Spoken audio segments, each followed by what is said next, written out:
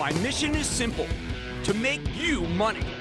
I'm here to level the playing field for all investors. There's always a bull market somewhere, and I promise to help you find it. Mad Money starts now. Hey, I'm Cramer. Welcome to Mad Money. Welcome to Cramerica. Other people want to make friends? I'm just trying to make you some money. My job is not just to entertain, but to educate and put days like today into context. Call me, 1-800-743-CNBC. Tweet me, @Jim Cramer. 4 weeks a year, we are tortured by a group of the most important companies in the world that insist on reporting earnings at the exact same time. It leads to total confusion. Sows endless doubt, and worst of all, makes my darn life miserable. If I run any of these companies, the first thing I do is switch the data to a more placid moment when investors have the time to be rigorous. Like, hey, how about November? But I'm not in charge. So you get tons of scattershot days that are much more intense than they need to be. Sometimes it works out, though. Today, we got some excellent action with the Dow soaring 749 points, S&P surging 2.37%, and the Nasdaq gaining 2.31%. This was the session where the bears got absolutely gored by the rare bond market bulls who decided to romp off a story that the Fed's next 75 basis point rate hike might be the last one of that size. I think it's possible because the Fed might not want to be perceived as doing something that could swing the midterm elections in a few weeks. However, this kind of story does have the half-life of a mayfly, and I doubt it'll hold up under any close scrutiny. While a day like today shows you what the market can look like once the Fed's done tightening. That's what today was. You look at the prices and you say, oh, that's what it looks like. Now, I don't think the done tightening story is in the cards anytime soon, but it's nice to have a roadmap, isn't it? So what does lie ahead? Why don't we, you know what, we ought to look at the game plan. That's my plan. Let me give you the game plan for next week. There's a lot going on, like I said. All right, I got to move over here because there's so much going on. Monday starts off with a company that comes under fire as being a post-pandemic play in a post-pandemic world. A pandemic play post-pandemic, and that's Logitech. I read a lot of negative comments about Logitech this week, so maybe they can surprise. That'd be nice to make equipment for peripherals for the PC. Unfortunately, the PC market has been gutted and glutted, which means Logitech could go lower. The PC business, despite what happened this week, is awful. Tuesday, well, that's the real onslaught. That's when it begins. We hear from Halliburton, the #2 oil service firm. Today, their chief rival, Schlumberger, reported a fantastic quarter. It almost led all the stocks. And the pin action, holy cow, extended right to Cramer fave and charitable trust company, Halliburton. I bet it's got more room to run, much more. We also get results from a company that's been hammered thanks to guilt by association. That's United Parcel. Yes, remember not too long ago, FedEx reported one of the worst shortfalls I've ever seen, and the rest of the transports have been awful. I expect similar from UPS. 2 weeks ago, PepsiCo was the star, and I think that we can see the same thing, maybe even better, from Coca-Cola. There's so much to like from the asset-light model that CEO James Quincy's been pushing. General Motors reports too. Now, I fear that, like Ford, they'll have to contend with higher costs and lower sales. Then there are two fallen angels, General Electric and 3M. I hope they can explain the weaknesses behind their stocks because I got to tell you, they mystify me, and I didn't just fall off the stock truck.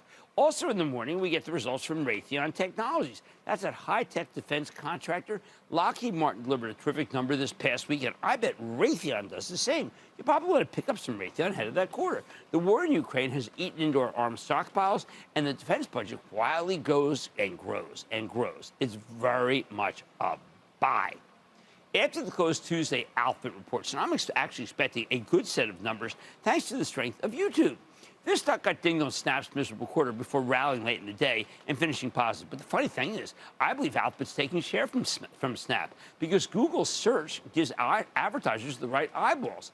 And Snap is really, in the end, some messaging site for children that big venture capitalists decided had to be more, even though it wasn't. Then there's Microsoft, which has more or less pre-announced PC-related weaknesses, but hasn't disclosed anything about their strength on the enterprise or gaming side. I think the stock works when we hear exactly how well the enterprise part of the business is doing. Chipotle reports too. Now, I bet they have no trouble beating the estimates because the chain's got so much going for it. Best food.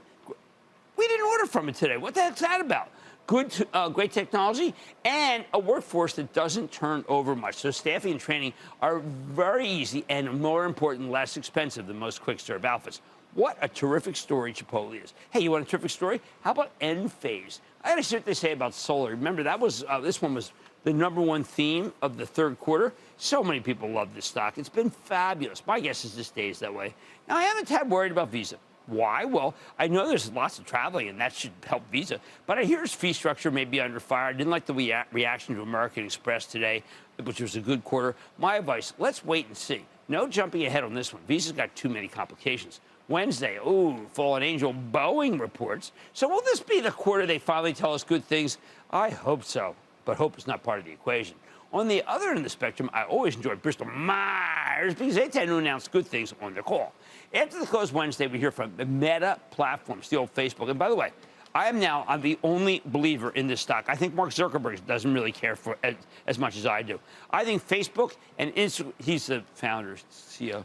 I think Facebook and Instagram will show growth. WhatsApp can be monetized. Reels is taking share from TikTok. The metaverse itself, too early to make a judgment, but I accept that. How about Ford, another charitable trust name? Can it go back to the mid-20s where it's traded in its glory days? That's going to be hard. But Ford definitely has the cars and trucks that people want. It just doesn't have enough of them, and they're costing too much to make.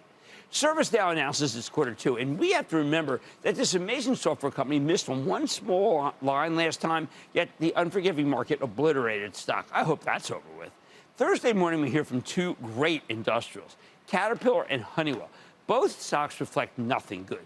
Cat's got a strong book of infrastructure orders. Honeywell, charitable trust name, is great infra and climate control systems. I like both of these ahead of the quarters. Next, someone downgraded McDonald's earlier this week. I don't like it. Are you kidding me? Sure, the dollar's too strong for their overseas business, but Mickey D's is master at making money. I bet they'll do just fine. Stock's a buy.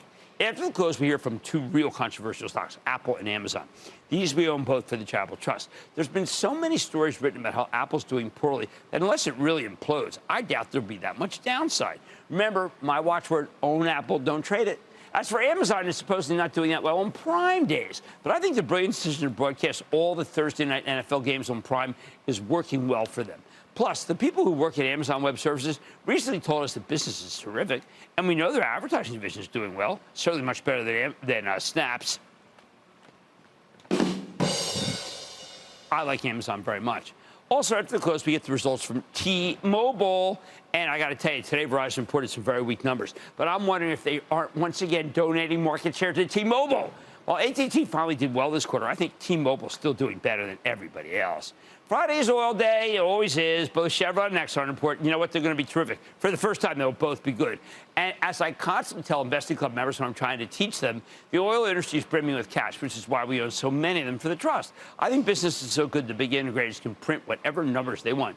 Colgate reports, too. This is very interesting because it's attracted the interest of Dan Loeb, the well-known activist money manager who wants Colgate to unlock the value of its Hill's pet food business. I've always wondered if Colgate would make its division bigger, but I think they're a better consumer packaged goods place. Let me give you the bottom line here. It has been a long time since we've come into the heaviest week of earnings season this hot. That makes for a tougher setup. But so many companies have battened down the hatches, so to speak, and prep for a recession. So if we don't get a severe slowdown, then they will indeed keep flying. I say we go to Mike in my home state of New Jersey. Mike. Hi, Jim. Thanks for having me on. Oh, good to have you on, Mike. What's up? Love the show. Love your longtime viewer, reader of your books. Thanks for everything that you're doing. Jim, thank you. Yes, thank you. Thank you, sir. Jim, with recession looming, I'm looking at the affordable restaurants and fast food chains, seeing which ones are appetizing. I wanted to get your thoughts on buying WEN Wendy's. Okay, it is no longer my favorite. I think it's just doing okay. It's reported a couple of good quarters. It's a little more expensive. I'm saying let's go with Chipotle. They report next week, and I like the number very much. I know it's got a big dollar amount that's a pay. Just buy 10 shares instead of 100. All right, let's go to Ruben in Illinois. Ruben. Hey, Jim. Big booyah from Chicago.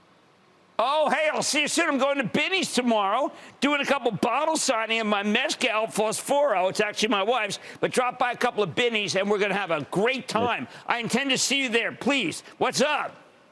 Let's go. Love the mezcal. So, Jimmy, I want to pick your head about a awesome financial services firm. They do turn a profit. They do return capital. Net interest revenue increased in the last quarter 44% to $2.9 billion. They just had earnings this Monday, and I don't understand why the stock's not moving. Can you talk to me about Charles Schwab? All right, now Schwab, people believe that this particular part of the stock market is too competitive. Oh, I disagree. I think Schwab is a very good stock. I happen to like Morgan Stanley more, which does a very similar model, but Schwab is a darn good company, and I'm happy to affiliate with them. All right, so many I don't, but I wish I would, or whatever. You know what I mean? I like them. So many companies have battened down the hatches and prepped for recession. So, which is something that Jeff Bezos has said we should all be doing. So if we don't get a severe slowdown, they're going to keep flying. Everybody tonight, Tanner moved higher today after yesterday's decline. So could this be the beginning of a longer-term trend? I'm going to dig in to find this charitable trust story. That American Express fell after earnings, but is the panic warranted? I'll give you my take. And with the market continuing its volatile action, it is time to play diversified. See if we can handle whatever the market throws at you. So I want you to stay with Cramer.